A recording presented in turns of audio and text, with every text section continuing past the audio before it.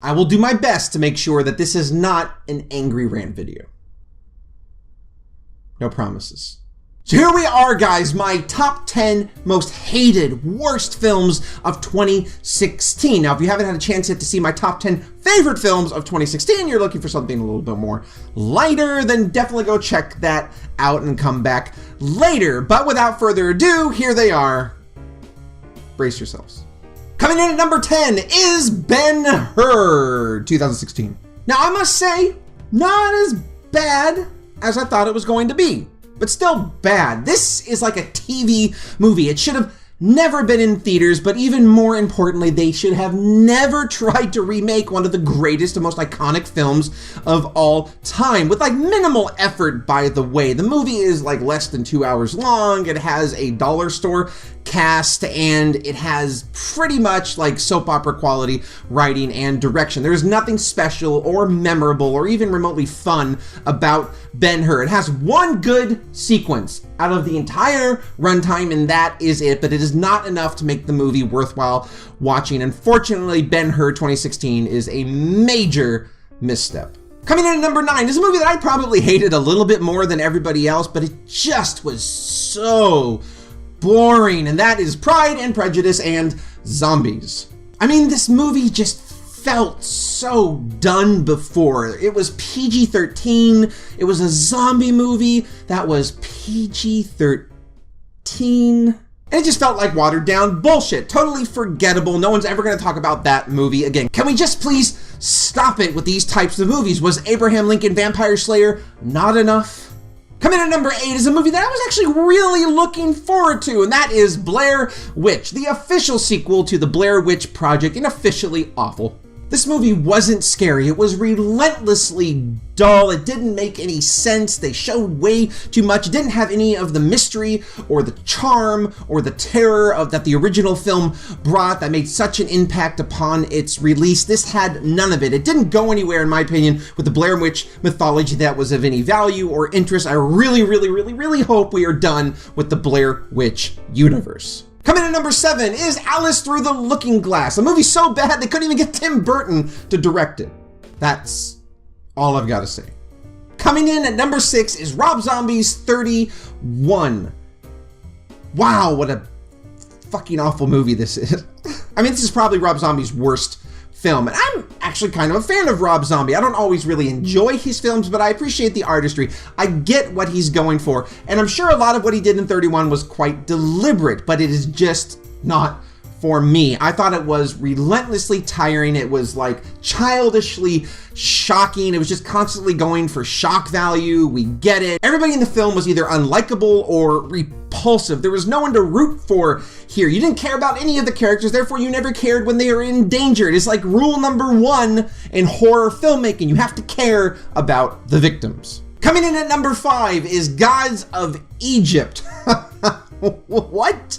If I even got to look at the concept for the film, I can tell you right now it was going to bomb and they're going to release it in February. Why? Because the movie is a piece of garbage. It is nothing but a bunch of CGI nonsense with a bullshit storyline about gods and humans. We've seen it all before. There is nothing new or original about this film. Why do they keep churning out these pieces of shit? Coming in at number 4 is my first major disappointment on this list, and that is Teenage Mutant Ninja Turtles Out of the Shadows. Now, I was actually kind of a fan of the first Teenage Mutant Ninja Turtles film, the 2014 version. It had a lot of bad buzz around it. Its critical reception was pretty rough, so I went in with low expectations, and I ended up having a pretty good time. No, it's not a great film. No, it doesn't hold a candle to the original Teenage Mutant Ninja Turtles film or even the cartoon, but I had a solid time with it. So I was expecting to have the same experience with the sequel. Nope. It was like they decided, hey, you know what? Let's just gear this towards 4-year-olds, and it's a bunch of slapstick nonsense. This movie was repulsive. I just could not wait to get up out of my seat and dart straight through the theater exit. It was just... Coming in at number 3 is a movie that made me want to stick a fork in both of my eyes, and that is the YA adaptation, The Fifth Wave. Fuck. This is a new low in young adult book adaptations. This was lazy, it was pandering, it was just flat out stupid. You didn't care about any of the characters. You don't give a shit. It just goes places that it didn't need to go. It has a bunch of unnecessary twists and turns. This is just totally forgettable. It was embarrassing. Hollywood, you are embarrassing. God, I hope we don't get a sequel. Coming in at number 2 is, of course, the new cinematic classic, 50 Shades of Black.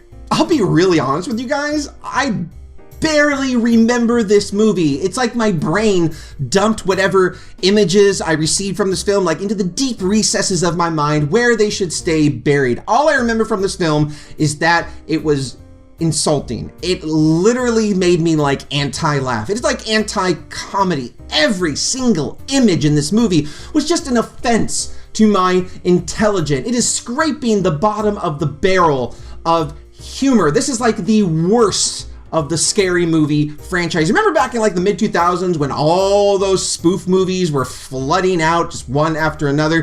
This is like the movie forgot it was in 2005. And coming in at number 1, and rightfully and deservedly so, and that is the most disappointing film for me of the last like 5 years, and that is Independence Day Resurgence. I mean, what the fuck was Roland Emmerich thinking?